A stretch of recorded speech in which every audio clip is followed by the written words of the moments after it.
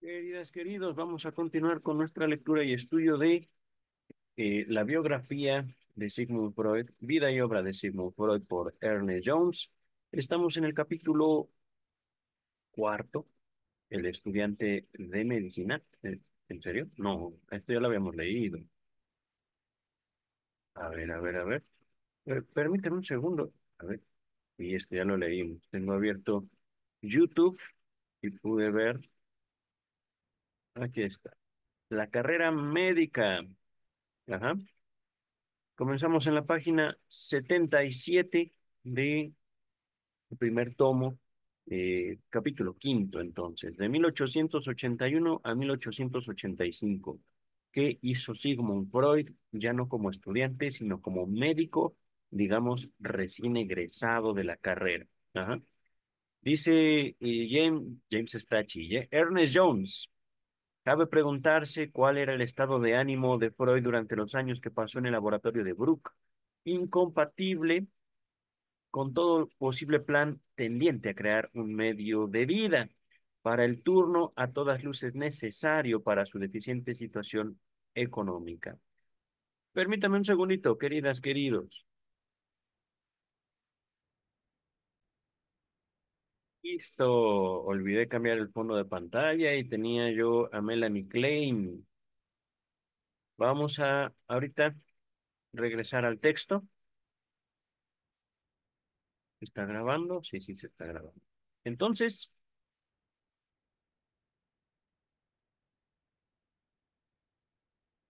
lo que Freud quería era dedicarse a la investigación, pero sus maestros le dicen, mi hijo, eres pobre. Y para dedicarte a la investigación, más bien ya tienes que contar pues con un poder económico. Ajá, continuamos.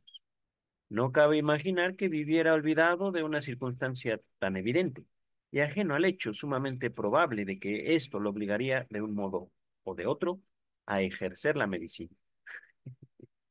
Ni modo, no se puede hacer siempre lo que uno quiere, pero el deseo, queridas y queridos, termina por conducirnos a lugares y situaciones de una u otra forma familiares, dice el texto.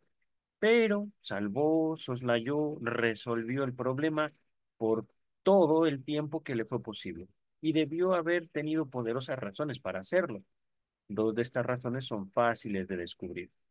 Una de ellas era su aversión a la práctica médica, hecho este que representa un problema en sí mismo. Entonces, es que miren, pero querido, si sientes aversión por la práctica médica, ¿por qué diablos escogiste la carrera de medicina, querido doctor Freud? Ajá. Recordemos que para este tiempo Freud era un jovencito, tendría poquito más de veintitantos años. Ajá. Creo que no tendría 30. Freud nace aquí tendría 29 años para 1885. Nace en 1856. Ajá. 29 años. Entre 29 y 4, 25 años. 25, 29 años. Ajá. Y entonces el pequeño, pues, quiere investigar, pero más bien tiene que dedicarse a generar dinero porque, querido, pues ya te pagaron la escuela o ya te sostuvieron tus padres, mamá y papá, durante la escuela. Pues, por algo estudiaste, ¿no? Ejércelo, practícalo, gánate el pan. Ajá. Continúa el texto. La otra razón era la gran afición que sentía por su trabajo de laboratorio. Ajá. Esto último tenía más de una causa. Se puede suponer que encontrará ese trabajo interesante en sí mismo, pero lo más importante en este aspecto es su invariable preferencia por la investigación, en lugar del ejercicio de la profesión. Descubrir algo nuevo para enriquecer con ello nuestro acervo de conocimientos era posiblemente el móvil, el motivo más poderoso en su idiosincrasia, en su criterio, en su identidad, en su voluntad. Ajá. Decidió así continuar con el trabajo de investigación tan apropiado a su carácter y tan disciplina. hasta donde decorosamente le fuera posible. Me dio risa la palabra decoroso, es decir, soy pobre, pero quiero hacer algo que me requiere tiempo y también pues dinero, y pues ni modo, hasta donde pueda. Ajá. De acuerdo primeramente con la ayuda económica de parte de su papá.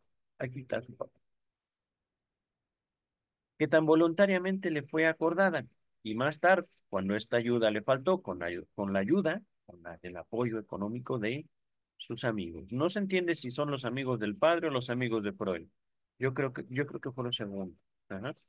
Continuó al mismo tiempo, no obstante, con sus estudios regulares de medicina y decidió finalmente en marzo de 1881 presentarse a los exámenes.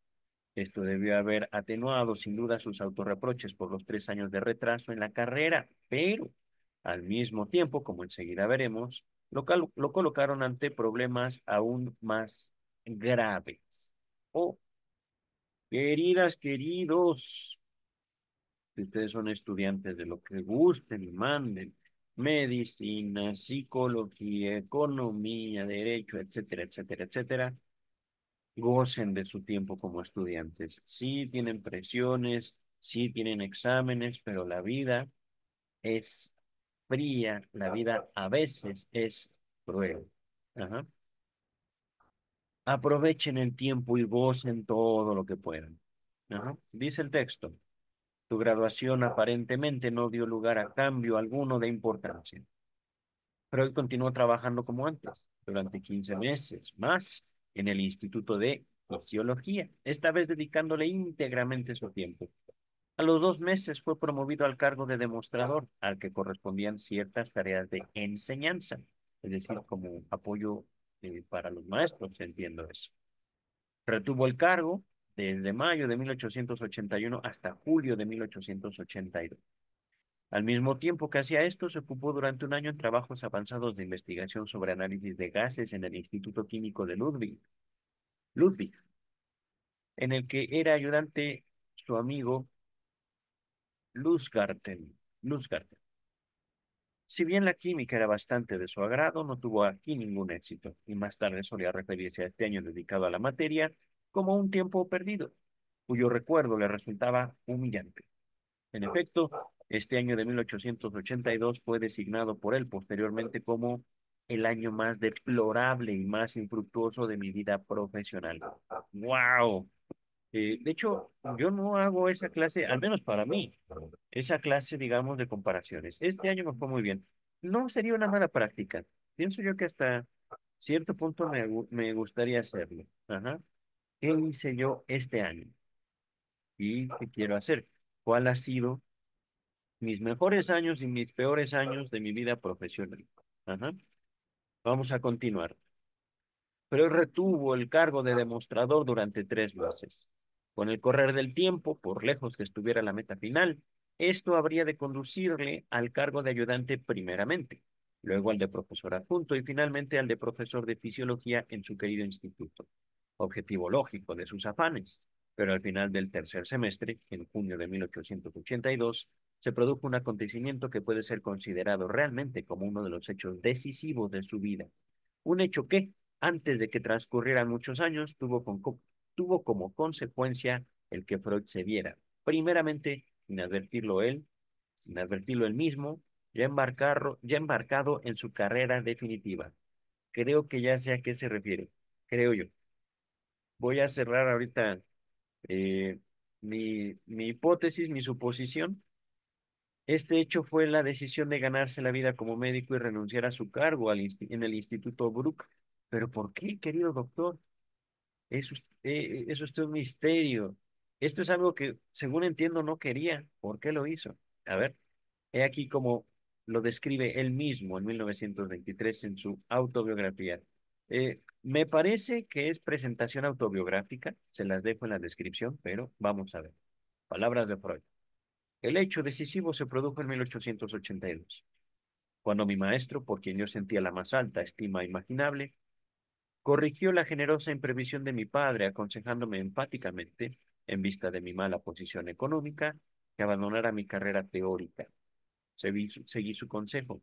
Abandoné el laboratorio de fisiología e ingresé en el Hospital General, es decir, como médico, como practicante. Ujú. Cuando algunas personas como Beatles, por ejemplo, supusieron que había habido una ruptura con Brooke, Freud lo negó terminantemente, repitiendo que había tomado su decisión por consejo de Brooke. Qué obediente, ¿eh? Asombroso. Es decir, y esto es algo particular de la personalidad de Freud, él quería dedicarse a algo a pesar de que eso no le garantizaba o no le deparaba ningún futuro económico. Es lo que él quería, la teoría, la investigación, y de repente su maestro, me parece que es Ernest Bruck, ajá, no me acuerdo cómo se llamaba el nombre de Bruck, me parece que es Ernest o Ernesto, ajá, latinizándolo, pero Bruck le dice no. Y se lo dice no solo a Freud, sino al papá de Freud. Ah, no, se lo dice directamente a él, a Freud. Pequeño Freud, está muy bonito la investigación, pero hay que comer. Ajá. Continúa el texto. Bruck, por cierto, conservó un cálido interés por la carrera de Freud. Fue su principal padrino cuando aspiró al título de Privatdozent, docente adscrito. Ajá. Docente como de la facultad, digamos, de la universidad. Ajá. Siendo en esto nada más que secundado por Meiner y Nothnagel. Así fue como gracias a su influencia y contra una poderosa oposición personal, se entiende, él no quería que Freud obtuvo la valiosa beca para el viaje de estudios a París. Quedaron así en términos de la más franca amistad. Brooke fue una de las primeras personas que visitó 4 años más tarde a su regreso a París, a su regreso de París. Las perspectivas económicas eran indudablemente bastante oscuras. Los ayudantes, debe ser los ayudantes de la cátedra, eran ambos apenas 10 años mayores que él, de modo que difícilmente quedaría vacante tal cargo por muchos años.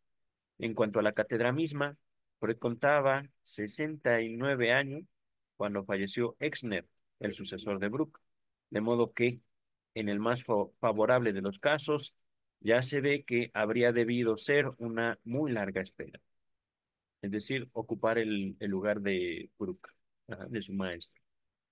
El sueldo que se pagaba a un ayudante, por lo demás, era tan exiguo, no sé qué es esa palabra, que difícilmente bastaría con una subsistencia sin contar con entradas privadas, y ciertamente no le permitiría fundar una familia. Qué curioso, es que es como inevitable que hasta cierto punto las universidades tengan dificultades económicas. Lo diré así. Ajá. Dice el texto. Con tales perspectivas y con una base económica tan deficiente como la tuya, ¿cuánto tiempo podría calcular Freud poder seguir en esa situación o esa situación? Al comienzo dependió casi exclusivamente de la ayuda paterna de su papá. Ajá. Algunos honorarios muy reducidos por sus publicaciones y en 1879 una beca de la universidad de 100 gulden, más o menos 8 libras inglesas, ajá, fueron sus únicas entradas propias, su único, digamos, dinero generado por él mismo. Su padre, que ya tenía 67 años y la carga de una familia de 7 hijos, los ven aquí a mis espaldas, este era el medio hermano de Freud. Este me parece, investigué y es no el sobrino Emanuel, me parece. No, Emanuel es ajá, es el medio hermano de Freud. Pero él me parece que es su primo de Freud. No es Philip tampoco su medio hermano. El papá de Freud tuvo una primera esposa, lo vimos en el capítulo primero. Falleció la esposa, pero falleció cuando ya tenía hijos. Ajá. Y entonces Freud fue el primer hijo del nuevo matrimonio del papá de su papá. Ella es su mamá. No me acuerdo cómo se llama. ¿Amelie? No lo recuerdo exactamente, pero les dejo en la descripción capítulo 1. Es decir, familia grande, familia judía, y aunque efectivamente tanto el padre como los medios hermanos mayores de Freud trabajaban, generaban dinero, no podían, digamos, darse la libertad de sostener a un Freudcito investigador. Lo dejaré así, ¿vale? ¿Vale? Dice el texto. Se hallaba a su vez en una situación financiera apurada y verdaderamente incierta, viéndose en la necesidad de ser ayudado por momentos, el papá de Freud, mediante préstamos y regalos por parte de la familia de su mujer, esta damita de aquí. Ajá. Había perdido su pequeño capital en un desastre financiero de 1873. Había llegado la época, por lo demás, en que ya no ganaba nada y se encontraban él y los suyos en grandes aprietos. Es verdad que había ayudado a su joven hijo ya graduado, generosamente y con la mejor voluntad, con esa impresión que lo caracterizaba, esa imprevisión. Ajá, es decir, ten, aquí en México se dice a manos llenas, todo lo que tengo es tuyo, es tuyo. Ajá. Había alentado anteriormente la esperanza de que Sigmund se dedicara a los negocios. Recordemos, era comerciante de tela, el papá de Freud, pero luego se resignó, no sin un suspiro probablemente, a la carrera intelectual de su hijo, de cuyos éxitos estaba, sin duda, orgulloso. Lo amaba, era un buen padre el papá de Freud. Veía con satisfacción que su hijo pudiera continuar la senda que había elegido y se sentía contento de poder contribuir a ello en lo posible. Es cierto que también, es cierto también que las necesidades de Sigmund eran muy modestas. Aparte de silencio y tranquilidad para sus lecturas y la compañía de amigos que pensaran de una manera similar a la suya, apenas necesitaba algo más que libros. Naturalmente, esto último gravitaba sobre su pensamiento. Y gravitaba, entiendo que giraba sobre su pensamiento, es decir, lo tenía constantemente en la mente el papá de Sigmund Freud. Había épocas en que tenía que pedir dinero prestado a sus amigos, pero lo devolvía escrupulosamente, incluso antes de la fecha prevista. Pero hacia esa época encontró un generoso protector en la persona de Breuer, que le hacía préstamos casi con regularidad.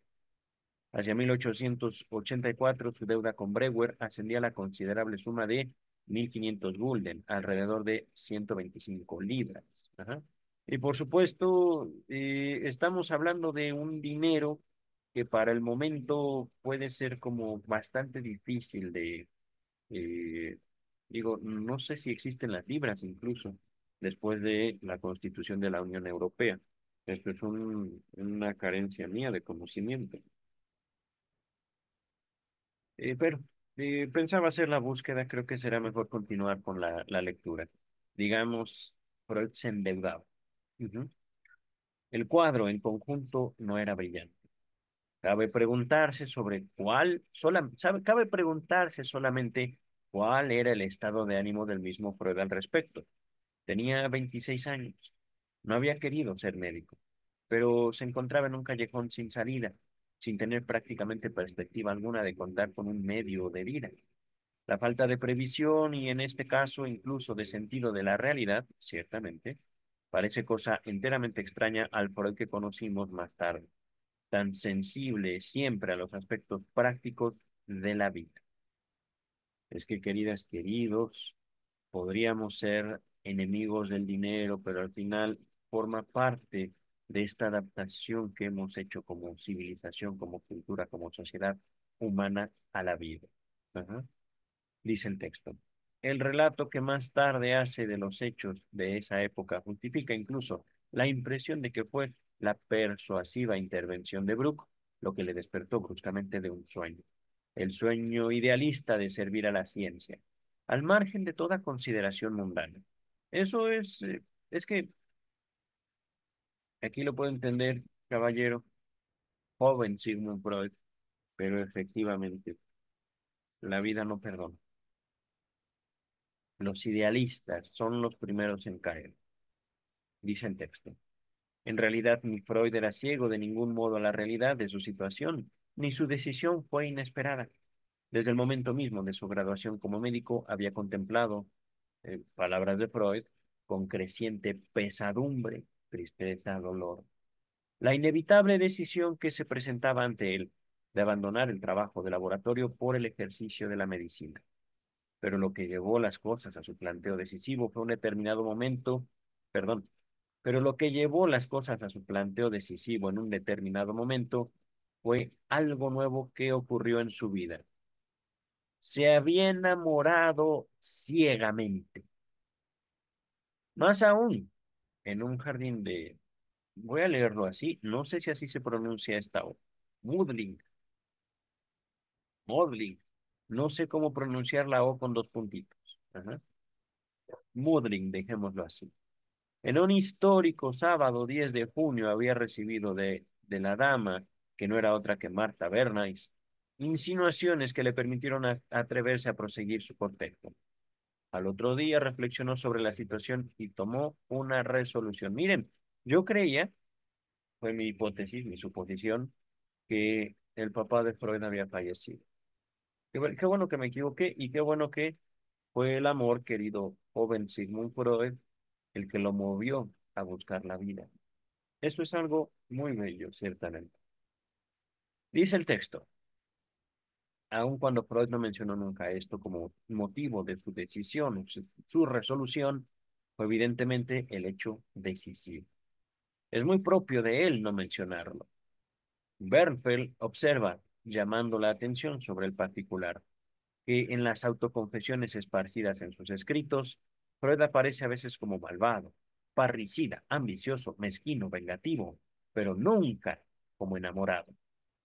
Represión, salvo por algunas alusiones muy superficiales a su mujer. Ajá. Es que esto es muy curioso y es verdad. Freud puede ser a veces como, digo, aquí hablan o le asignan algunos calificativos y se escuchan otros, por ejemplo, hablando de su mención de la sexualidad humana, como perverso, como lascivo, ajá, a Sigmund Freud. Pero enamorado no es algo que su obra refleje. Nunca menciona, cosa que yo sí he hecho en mi propia obra, en mis propios escritos, amores. Ajá. Nunca menciona gente que en un momento u otro de su vida le dio brillo, le dio significado. Vamos a continuar con el texto. La decisión fue indudablemente muy dolorosa, pero Freud la tomó resueltamente, es decir, de forma decidida. Al admitir, dirigiéndose a Marta, el desgarramiento que para él había sido el, entre comillas, separarse de la ciencia, agregaba alegremente, pero quizás esto no es definitivo. Eso tiene razón, pequeño joven Freud, joven médico. El primer paso que dio, el primer paso que dio era una cosa inevitable. No había evidentemente ninguna posibilidad de que no fuera la de procurarse de un medio de vida mediante la práctica de la profesión.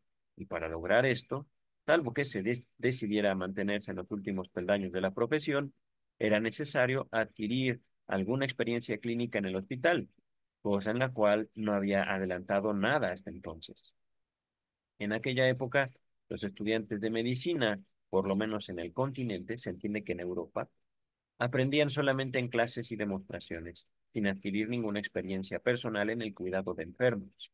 Es así como Freud se dispuso a pasar 2 años viviendo y estudiando en el hospital, para adquirir de este modo un conocimiento más cabal y de primera mano sobre todas las especialidades. Terman- Terminó por permanecer allí 3 años completos. Si podía lograr el cargo de secund secundarars, una especie de combinación de médico interno y de guardia, se encontraría ya, por lo menos, en una categoría mediana dentro de la profesión, situación que luego, gracias a la suerte o mediando la suerte, podría mejorar aún. Esto fue, pues, lo que hizo sin demora, y el 31 de julio se inscribió en el Hospital General de Viena. Decidió comenzar con cirugía, dando razón que, dadas las responsabilidades que comporta la especialidad, se vería obligado a prestarle seriamente su atención.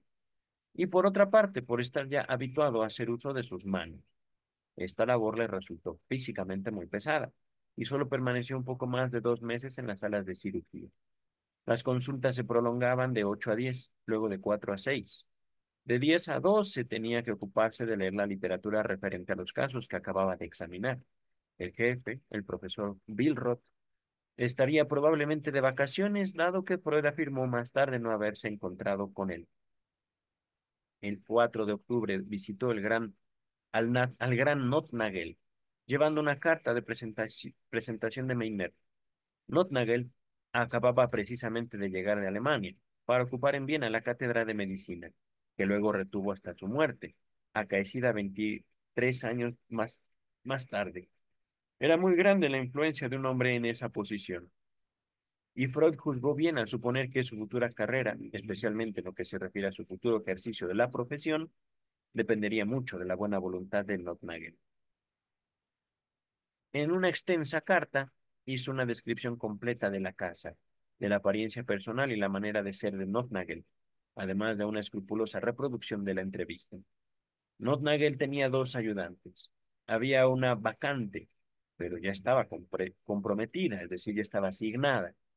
Freud le solicitó, por tanto, actuar en su sección como aspirante, algo así como un ayudante de clínica, hasta poder ocupar el cargo de secundararts. Maynard volvió a hablar con Nothnagel en favor de Freud, y así ingresó este a la clínica en calidad de aspirante el 12 de octubre de 1882. Entonces se le adjudicó un sueldo. ¡Oh, querido! Y tú con ya una noviecita, bueno, ahí se te va a ir mucho de tus primeros pagos. Y de hecho, pues, se te fue mucho. Y hiciste una buena vida, te lo adelanto. Dice el texto. La sección del hospital en que ahora trabajaba Freud era el de medicina interna de Nothnagel. Este era un gran médico, si bien no tan original como Rokitansky, su antecesor. Tenía un concepto sumamente estricto de los deberes del médico.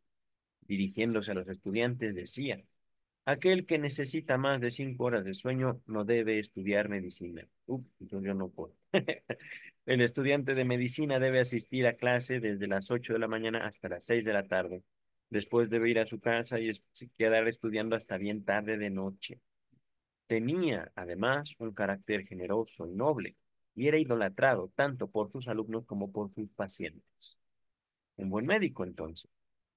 Freud lo admiraba y lo respetaba, pero no podía imitarlo en su entusiasmo por la medicina. No encontraba mayor interés ni en tratar a los enfermos ni en las salas, ni en tratar a los enfermos en las salas, ni en estudiar sus enfermedades. A esa altura de las cosas, debía estar más convencido que nunca de que no había nacido para ser médico. Ups. Freud trabajó bajo las órdenes de Nothnagel durante 6 meses y medio, hasta fines de abril, y el 1 de mayo de 1883 pasó a la clínica de psiquiatría de Meiner, donde desde el comienzo fue designado secundará. Se mudó entonces al hospital, y fue esta la primera vez que abandonaba su casa, a no ser para sus breves vacaciones. Tenía entonces 27 años. Ya nunca más volvió a dormir en casa de los padres. ¡Wow! Meiner, que supongo no sé si estoy viendo la fecha de nacimiento y fecha de muerte de Meiner. Es muy probable que sí. Ajá. Su nuevo jefe era en una esfera tan distinguido, por lo menos como Bruto. Entonces, una autoridad, ajá, dentro de la psiquiatría de 1880 y tanto. Ajá. Bien. Repito, era en una esfera tan distinguido, por lo menos como Brooke lo era en la suya. De modo que pudo Freud mirarlo con el mismo respeto, ya que no con el mismo sentimiento de reverencia.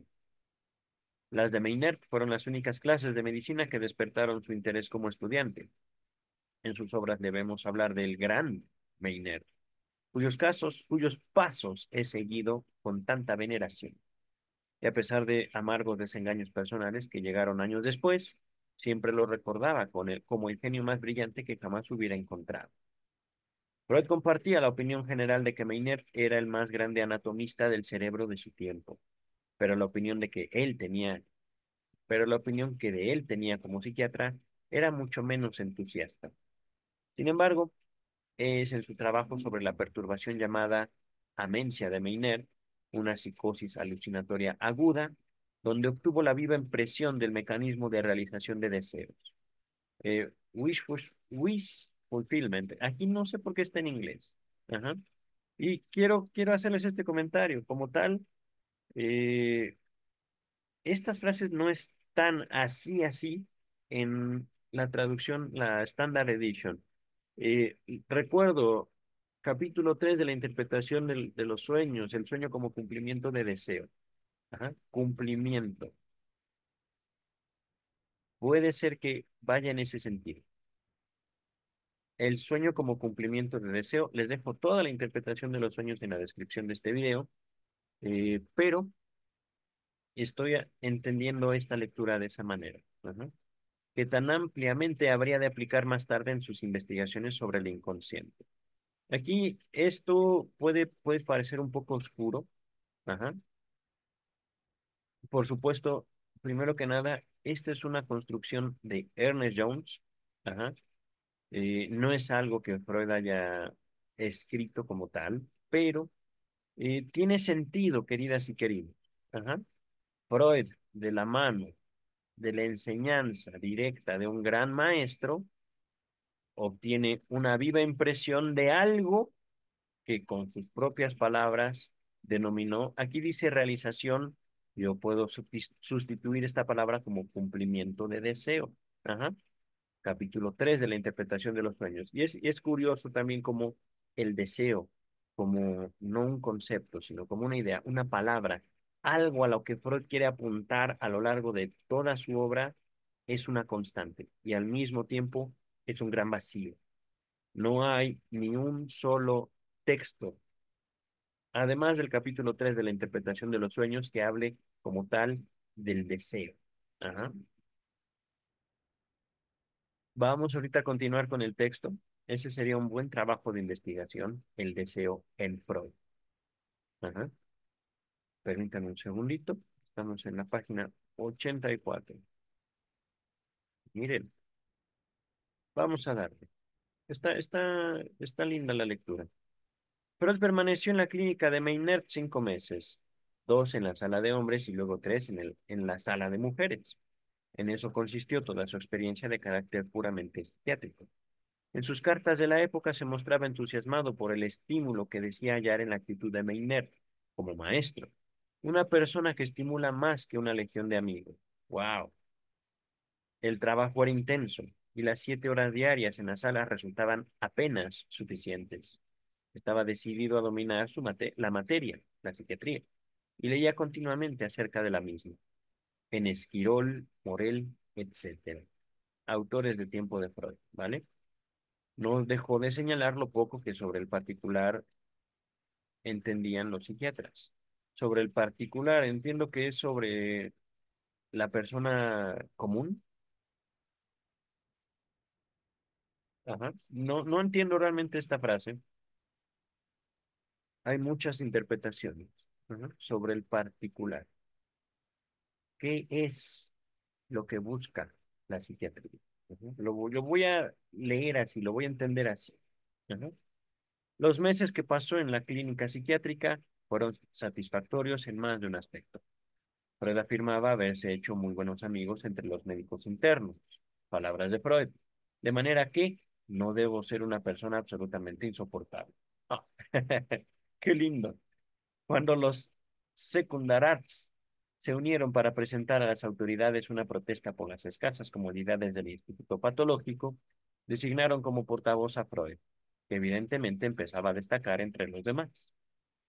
El 1 de octubre de 1883, Freud pasó al departamento de dermatología. Había en el hospital 2 departamentos para la especialidad, uno para enfermedades comunes de la piel y el otro para enfermedades sifilíticas y otras enfermedades infecciosas. Fue en esta última sección en la que Freud prefirió hacer su práctica, en razón de la importante relación existente entre la sífilis y las diversas enfermedades del sistema nervioso. ¡Wow! Lamentaba, sin embargo, bueno, digo wow porque qué miedo y qué asco. Así, el riesgo de, como médico, infectarte de sífilis por ayudar, por curar. Pienso yo, ¿no? A lo mejor ya tenían métodos o técnicas bastante eficientes para evitar ese tipo de contagio. ¿Ven? No lo sé. Dice el texto. Lamentaba, sin embargo, haber actuado solamente en la sala de hombres y no haber podido ver, por lo tanto, los mismos trastornos en la mujer. Era un trabajo muy llevadero. Las visitas en la sala terminaban a las 10 de la mañana y solo tenían lugar 2 veces por semana. Tenía así tiempo suficiente para el laboratorio. Durante los 3 meses que trabajó aquí, asistió también a cursos especiales de rinolaringología, eh, estudio, atención de el aparato, no tanto respiratorio, sino la nariz, ajá, las fosas nasales. Ujú. Ocasión esta en la que, al realizar los trabajos prácticos en el policlínico, se encontró torpe en el manejo de los instrumentos. Había solicitado trabajar con Urbans, Urbanschitz, pero este curso ya estaba cubierto y entonces lo hizo con Ulzmann. Entiendo que son nombres de maestros, ¿verdad? No los había leído antes. Antes de partir para Vansbeck, Marta solía visitar a Freud en su alojamiento en el hospital. Oh, qué lindos, qué par de novios. Eh, en octubre, antes de abandonar el servicio de Meiner, tuvo que mudarse a una nueva habitación y con el objeto de tener informada a Marta de los detalles de su vida diaria, hizo una descripción de su nuevo alojamiento, con un diagrama que reproducimos aquí para alegrar la habitación, que Marta no honró nunca con su presencia, pero le pidió que le bordara 2 cuadros votivos, no sé qué quiere decir, para colgar sobre su escritorio. Eligió para ello 2 inscripciones. Una, adaptada de Cándido, era. em, no sé qué quiere decir eso, es francés. Eh, ya lo conozco, querido doctor Freud. A ver, traductor.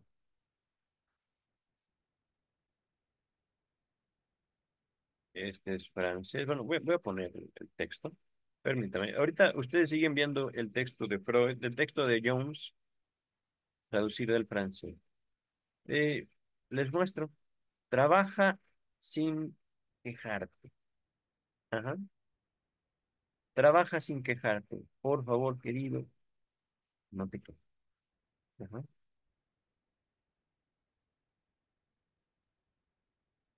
La otra, que según le dijo Fritsch, era de San Agustín, decía, otra vez me parece que es francés. En caso de duda, deja de, no sé. A ver, qué caray. Absténgase, ¿qué? Temprano, tot. A ver. Estoy. No es tot, estoy.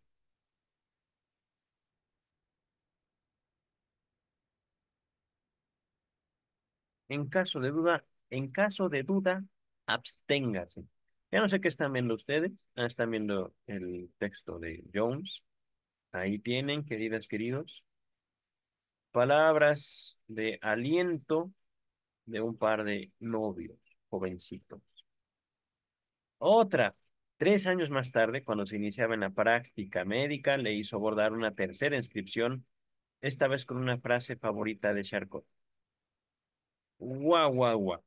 Lo siento, es que con Freud es leer en alemán, leer en francés, en italiano, en griego, en español a veces, pero lo mínimo es en español. Y cuando digo lo mínimo es lo hay que tener. Se me cortó la garganta, ven. Te los muestro en pantalla. Palabras de Marta a Freud. Hay que tener fe. Wow. Ujú. Por un lado, se me hace tierno y por otro lado, dije, ¿what? ¿Tener fe? Ok, tiene un sentido un tanto romántico esa frase. Trabaja, piensa y cree. Ajá. Qué bello. Dice el texto. Al finales de 1883 sus comodidades en el hospital mejoraron, pues disponía de dos habitaciones. El 1 de enero de 1884, Freud inició su trabajo, su más largo periodo de trabajo en el hospital. El departamento tenía el nombre de sección nervios, Nervenabteilung, pero no siempre se presentaban allí enfermos de esa condición. Se entiende que neurótico. Ajá. Cuando esos casos se presentaban, era el superintendente Franz Scholz, perdón, pues Scholz, lo voy a leer así, a quien no le interesaban más. Trataba de deshacerse de ellos cuanto antes. Pero había una verdadera conspiración de parte de los médicos encargados de la admisión, en el sentido de hacer ingresar al mayor número posible de tales pacientes. El superintendente, al parecer, solo estaba interesado en reducir los gastos, de modo tal que los pacientes pasaban hambre y solo se podían recetar los medicamentos más baratos. No se podían ensayar las drogas nuevas por ser muy costosas. Exceptuando este aspecto, sin embargo, los médicos jóvenes tenían carta blanca e incluso eran estimulados por Scholes a realizar todas las investigaciones que se sintieran capaces de emprender. Freud se sintió indignado ante el estado en que halló las salas. No se las mantenía limpias, de modo tal que cualquier barrido que se hacía levantaba una intolerable nube de polvo. No había instalación de gas en todo el hospital. Imagínense eso, por supuesto, hablando de gas, era la forma de iluminarse, no tenían luz eléctrica. En tiempos de Freud siendo doctor, se iluminaban con lamparitas de gas. Ya vimos también en capítulos anteriores que tenían que acarrear agua para sus necesidades de fuera de los institutos. No habían tubería. Ajá. Estamos hablando de hace muchos, muchos, muchos años. Viena, Europa. Ajá. Y desde que anochecía, los pacientes quedaban en la más completa oscuridad. Las recorridas, se entiende que los recorridos de los médicos, así como las eventuales operaciones de urgencia, tenían que hacerse con ayuda de un farol. Wow. Durante los 6 meses a partir de... es que me asombra no la carencia de tiempo, sino las diferencias, los grandes avances que hemos tenido. Ajá. Dice el texto. Durante los 6 meses a partir de entonces, Freud trabajó firmemente en el laboratorio, al que dedicaba 2 horas diarias, entre las horas de visitas. Pero en julio se produjo un hecho extraordinario. 3 días antes de la fecha fijada para su mes de vacaciones en Wandsbek, llegó la noticia de que el gobierno montenegrino de Montenegro había solicitado el envío urgente de algunos médicos austriacos para ayudar a contener una epidemia de cólera que amenazaba extenderse a través de la frontera. Para espanto de Freud, tanto Moritz Ullmann como el otro secundarats menor eran dos, como el mayor Joseph Pollack, se ofrecieron como voluntarios para la aventura y lo dejaron solo, único médico en su departamento. ¿Qué cosas? El jefe, Scholes, ya se había ausentado para sus vacaciones de 2 meses. ¡2 meses! Bueno, en México tenemos una cultura laboral muy particular. Somos trabajadores muy intensos. Y yo tomarme 2 semanas de vacaciones para mí es horrible. Literalmente es horrible para mí las vacaciones. 2 meses. No, no, no. Yo preferiría dormir en el trabajo, yo. Pero eso soy yo. Soy, digo, hay muchos como yo en México, pero bueno, dice el texto. El primer impulso de Freud fue el de renunciar definitivamente a su puesto en el hospital, ir a Wandsbek y luego probar suerte como práctico, como médico general, digámoslo así. Pero luego de pensarlo más fríamente y bajo la influencia apaciguante de sus amigos Fleischl y Breuer, decidió quedarse. 2 nuevos médicos menores fueron colocados bajo su dirección y él mismo se vio colocado en el responsable cargo de superintendente. Esto significaba haber saltado dos categorías en el escalafón. Cuando Marta le pidió que le explicara qué importancia tenía esto, él le replicó sucintamente. Quiere decir que el director del hospital te invita a sentarte en su presencia. Entró a ocupar su nuevo cargo el 15 de julio y permaneció en él 6 semanas, cobrando por el último mes 45 gulden o 3 libras con 12 centavos, 3.12 libras, ajá, libras inglesas. Tenía a su cargo 106 pacientes con 10 enfermeras. No sé si eso se grabó, vivo cerca de una avenida, pasan a veces camiones por la noche haciendo un ruido terrible. A lo mejor no se grabó, ojalá y no se haya grabado, que soy muy feo. Dice el texto, entonces tenía 10 enfermeras, 106 pacientes. Ya era jefe del departamento. Y un aspirante bajo sus órdenes, dos secundarias. El aspirante era un tal doctor Stigenberg, Steigenberg, un devoto admirador de Marta que miraba al rival triunfante con temor reverencial. Un, un competidor en el amor. ¿Qué cosas? A Freud le gustaba toda esta situación, claro, aun cuando refunfuñaba, qué difícil es dirigir. Se beneficiaba también desde el punto de vista profesional. Palabras de Freud. Fue en esas semanas que realmente me convertí en médico. El 1 de septiembre se ausentó para sus bien ganadas vacaciones en Wandsbek. Scholz, a su regreso, le reprochó el no haber sido lo bastante económico o austero. Eso, qué desagradable, no de Freud, sino de Scholz. Oye, eres trabajador y tú estás trabajando por el bien de personas. No quieres gastar en esas personas. A mí, esto me parece un gesto de mal trabajador por parte de Scholz. Ajá. Y qué bien por Freud. Ajá. Pero parece haberse ablandado cuando Freud le dio un informe satisfactorio de la labor médica cumplida. Sin embargo, las relaciones entre ambos se hicieron evidentemente tensas. Qué bueno, doctor Freud. Freud aborrecía la mezquindad y no siempre se tomaba el trabajo de ocultar su opinión. Qué bueno. Como luego veremos, las cosas llegaron al extremo en febrero. ¡Wow! En primavera de 1885, según afirma Freud, fue nombrado conferencista en neuropatología. Palabras de Freud, en base a mis publicaciones histológicas y clínicas. Se refería evidentemente a la posición de Private Docent. Este título, tan importante en Austria y Alemania, no tiene equivalente exacto en las escuelas de medicina de las universidades norteamericanas ni en las inglesas. Tal vez lo que más se acerca es el don de Oxford o de Cambridge. El private docent no tiene derecho de asistir a las reuniones de la facultad, no recibe sueldo alguno. ¡Qué horrible! Pero se le permite dictar un cierto número de clases, habitualmente sobre temas al margen del programa. Es una posición muy cotizada. Es una condición necesaria para todo progreso dentro de la universidad y goza de un gran prestigio entre el público en general. ¡Wow! Pero, ¿por qué si goza de prestigio no era remunerada? Ya que es una garantía de especial competencia. Ok, son buenos, pero ¿por qué no se les paga? En fin, hablando de realidades y de terribles vicios de, a la economía y a la lógica de la academia. ¿Ah? El número de estos cargos es muy limitado, de modo que el pequeño grupo de los favorecidos constituye una élite.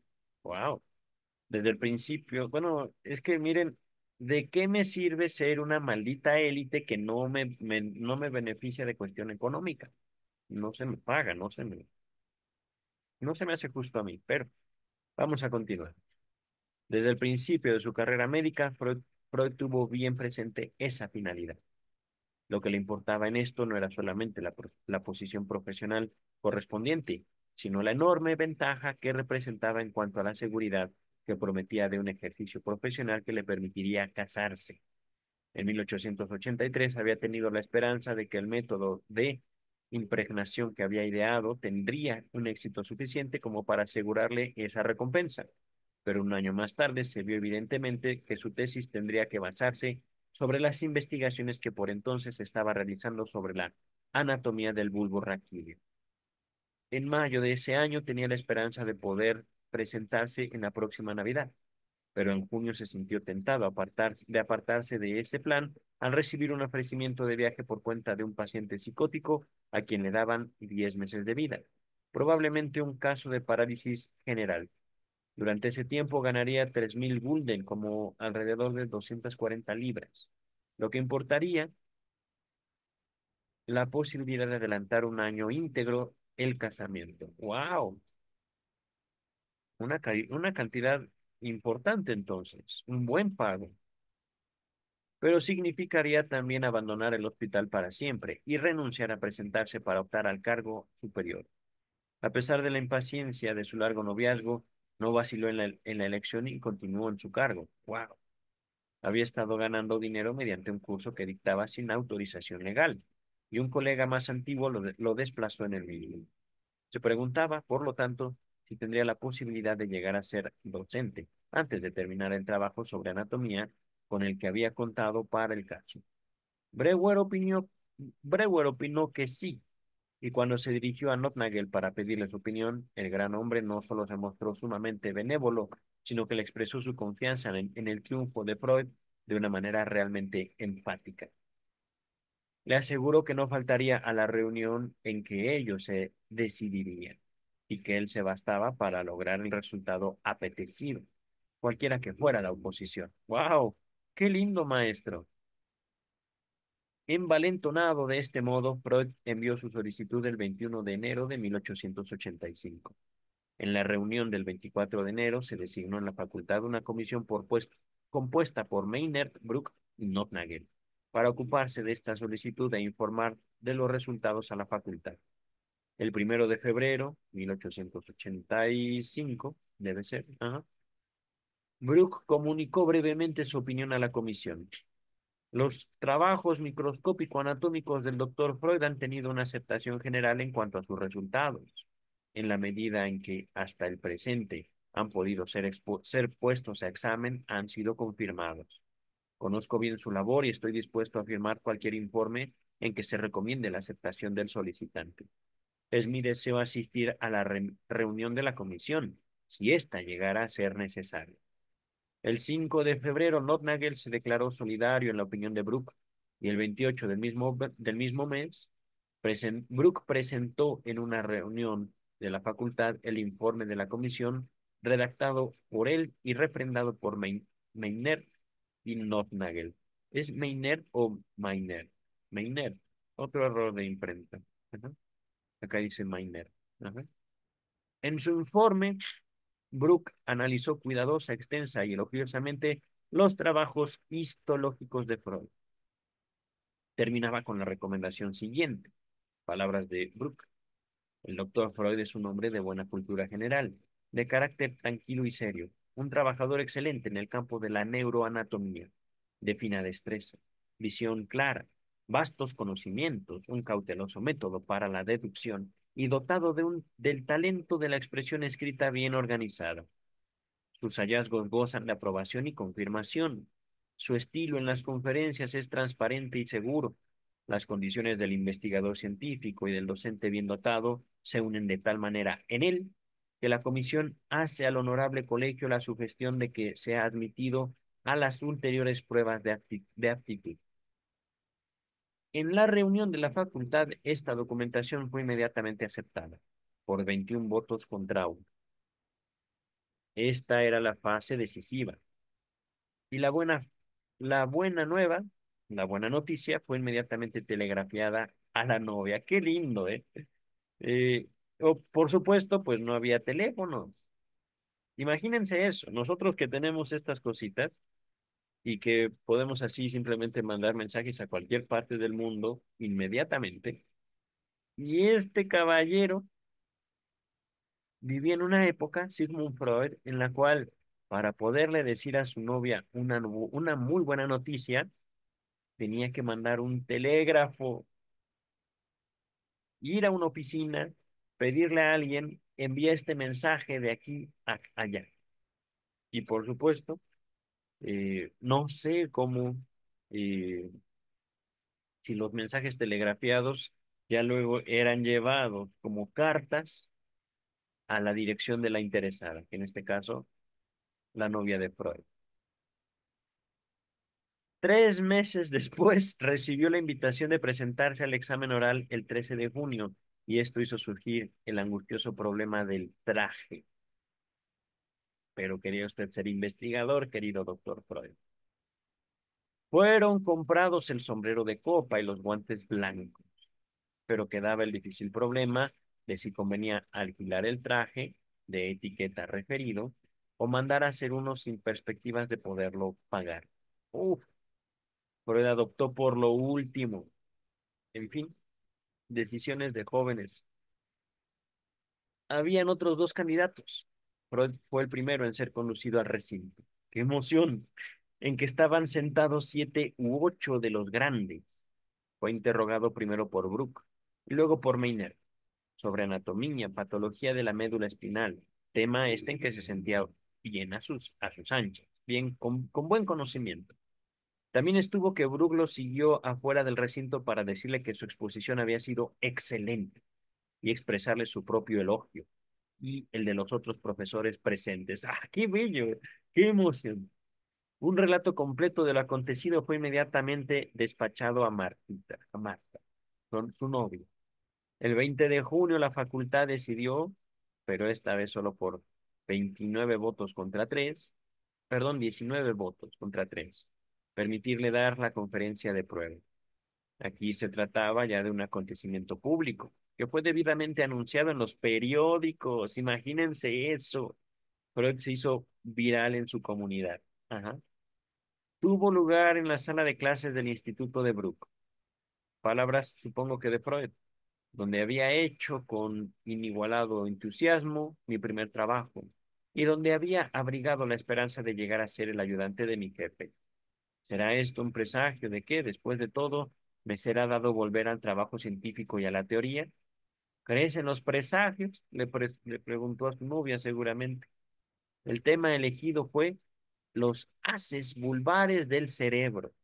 ¡Wow! Y el informe oficial dice que la disertación fue acogida con unánime satisfacción. ¡Bravo, querido doctor!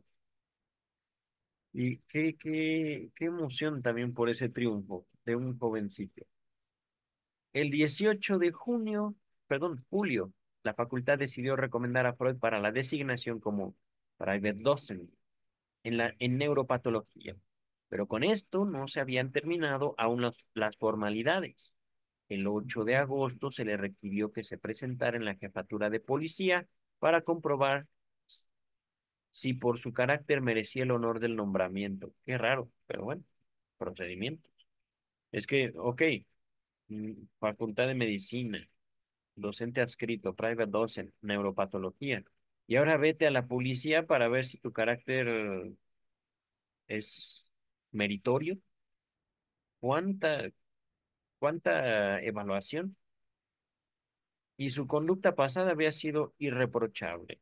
Es algo así, entiendo. En México tenemos también un proceso llamado eh, carta de antecedentes no penales.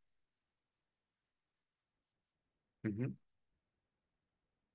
Eso lo piden en algunos trabajos, dice el texto. Al anunciar esto, agregaba en tono festivo, decidí no divulgar nada. No entendí eso. Pero bueno, un mes más tarde, el 5 de septiembre de 1885, gracias vecinos, después de la debida consideración del caso por el ministerio, el ministerio, decidió ratificar la designación, con lo que Freud se vio realmente convertido en Private 12.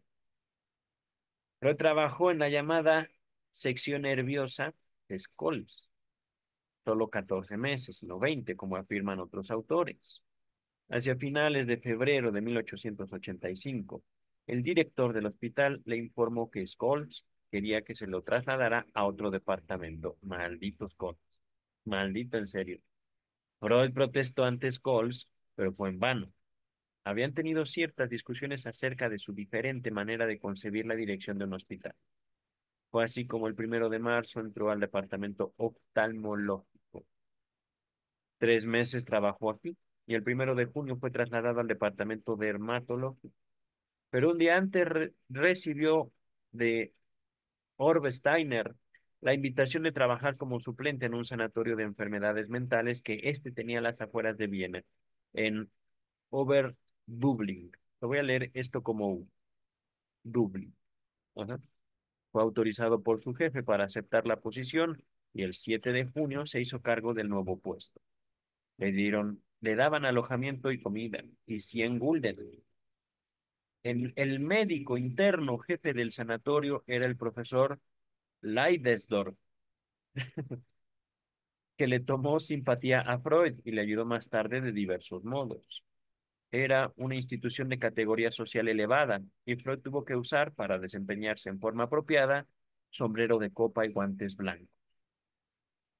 Entre los 60 pacientes había uno que era hijo de María Luisa, la emperatriz de Napoleón. Era un alienado mental sin esperanzas de recuperación. A Freud le agradaba vivir allí y le preguntó a Marta si le agradaría vivir en el sanatorio en caso de que los otros proyectos más ambiciosos fracasaran. Pero durante su permanencia allí llegó una gran noticia. Para explicar esto tenemos que volver un poco atrás. Permítame un momento, la verdad me estoy cansando. Página 91, ya vamos a acabar, 94.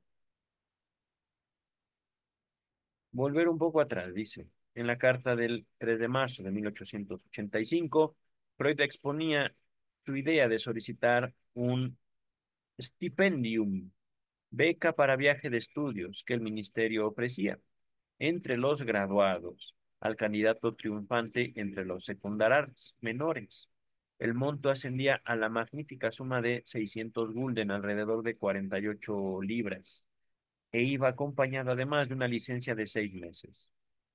Esto último no interesaba a Freud, ya que se proponía renunciar a su puesto antes de partir, pero de todos modos su plan era ausentarse de Viena por 6 meses. No se explica cómo, aun en aquellos tiempos, era posible viajar a cualquier parte y pagar el sustento de 6 meses con suma, una cantidad como esa. Y más aún teniendo en cuenta que la mitad de la misma era pagada un par de meses después del regreso del candidato. Wow, es que qué situación tan precaria. Ajá.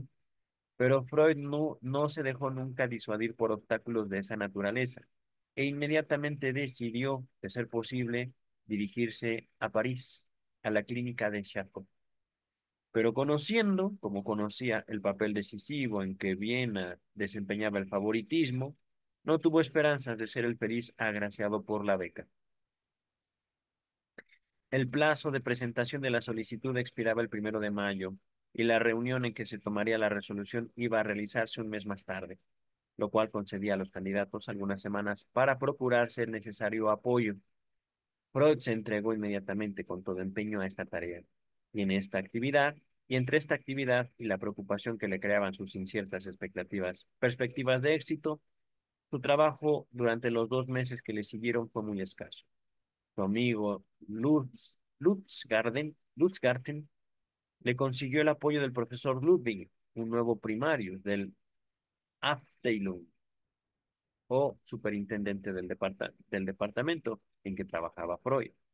Nothnagel y Meiner prometieron su apoyo, y Breuer ganó para él al famoso cirujano Billroth, el profesor Leidersdorf, en cuya clínica psiquiátrica privada Freud acababa de actuar durante 3 meses como sustituto, se unió a los anteriores. ¡Wow!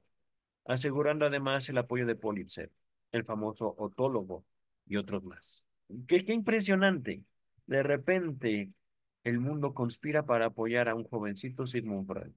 Eso es muy bello. ¡Qué emoción! Esto, no obstante, alarmó a Freud, ya que sabía que Meiner odiaba a Leidersdorf y podía, en consecuencia, disminuir su apoyo. Más grave que esto fue que Bruck, uno de los puntales más poderosos, enfermara unas semanas antes de la reunión, pero felizmente se restableció a tiempo.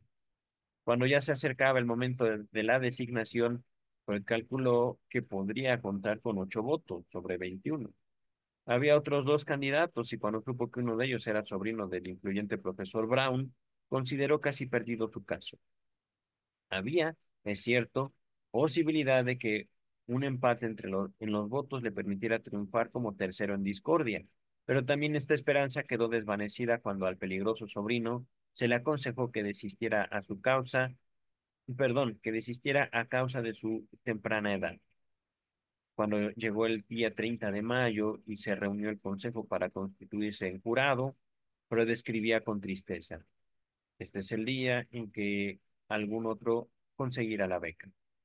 Pero al día siguiente supo que no se había tomado ninguna decisión y que el asunto había sido remitido a una subcomisión compuesta de 3 miembros, propicios respectivamente a cada uno de los candidatos. La tercera candidato no se había retirado aún.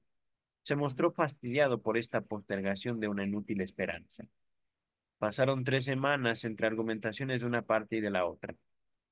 Sucedió entonces que en la noche anterior al día en que se tomó realmente la decisión final, Freud soñó que su representante, que era nada menos que Brooke, le dijo que no tenía posibilidades, porque había 7 candidatos con mejores perspectivas que él.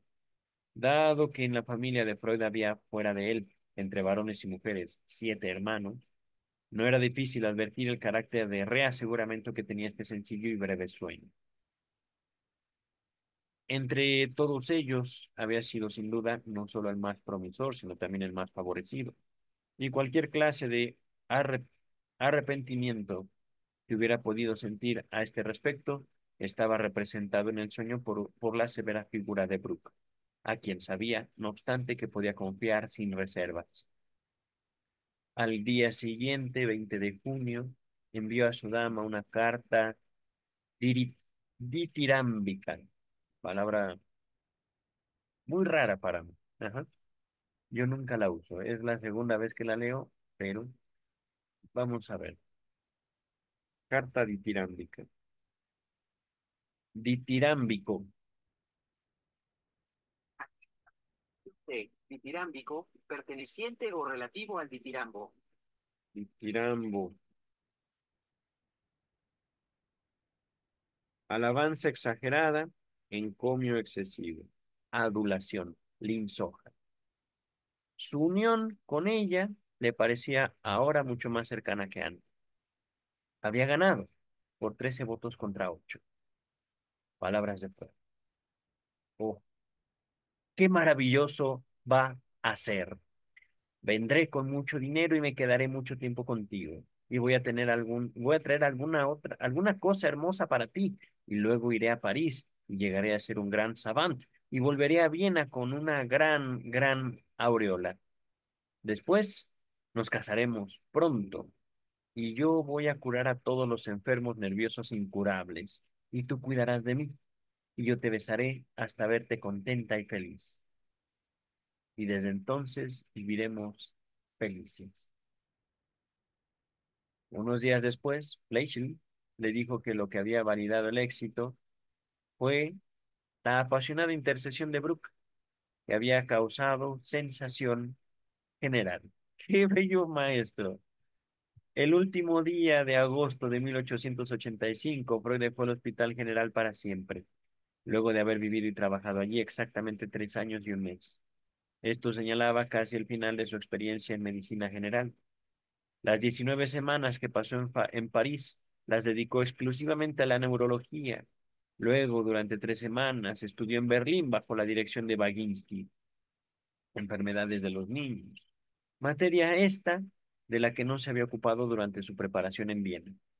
La otra razón que tenía para esto era el ofrecimiento que se le había hecho de que se hiciera cargo del departamento neurológico de la clínica para niños de Kassovitz. El importante trabajo que aquí realizó sobre parálisis infantil forma parte de sus trabajos de neurología. Para llegar a ser un buen práctico o un buen médico general, le habría hecho falta más experiencia en cirugía y partos, pero desde el punto de vista puramente clínico, ya estaba bien preparado. 3 años de residencia en calidad de médico en un hospital es algo diferente de un simple diploma médico. El hecho de que durante esos años realizó también importantes trabajos de investigación y alcanzó al mismo tiempo el cargo de docente, demuestra que fue un tiempo bien aprovechado. Al terminar este periodo, tenía 29 años. El año 1885 fue, pues, un año de éxito. Había dado fin a sus importantes investigaciones sobre el bulbo raquídeo, que pronto serían publicadas.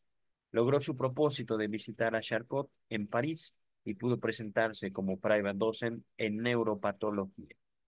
Fin del capítulo quinto. Vemos capítulo sexto, capítulo de escándalo, el episodio de la cocaína. Oh, sí, queridas, queridos, eh, tengo ya un poco de conocimiento. Recuerdo haber leído, creo que este capítulo, pero también libros sobre este periodo en la vida de Freud. No diré más, los dejaré en suspenso para el próximo video. Nos ocuparemos el periodo de la cocaína. Queridas, queridos, gracias por su tiempo y nos vemos en el próximo video, la próxima lectura. Bye.